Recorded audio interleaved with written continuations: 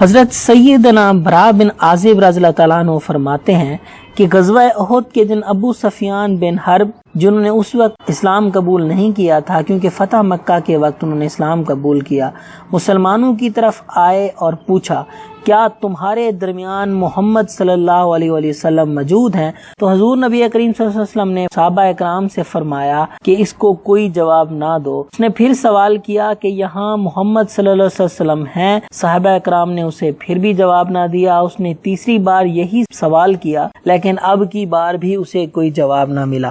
پھر ابو سفیان نے امیر المؤمنین حضرت سیدنا ابو بکر صدیق رضی اللہ تعالیٰ عنہ کے بارے میں 3 بار پوچھا کیا تمہارے درمیان ابو قحافہ کا بیٹا موجود ہے؟ مسلمانوں کی طرف سے اس سوال کا بھی کوئی جواب نہ پا کر اس نے 3 مرتبہ یہ دریافت کیا کیا تم میں عمر بن خطاب ہے؟ اب بھی کسی نے کوئی جواب نہ دیا تو ابو سفیان نے کہا شاید تم ان کی طرف کفایت کر چکے ہو، یعنی کہ وہ شہید ہو گئے ہیں۔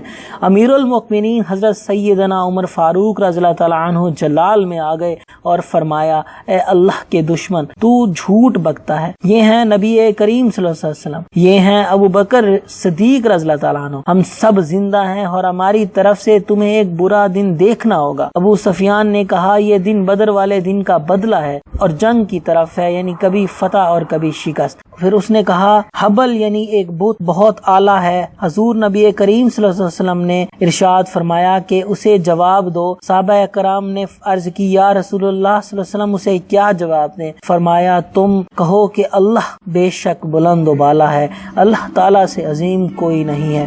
ابو سفیان نے کہا ہمارے پاس ایک عظیم بت ہے جو تمہارے پاس نہیں۔ آپ صلی اللہ علیہ وسلم نے فرمایا اسے جواب دو۔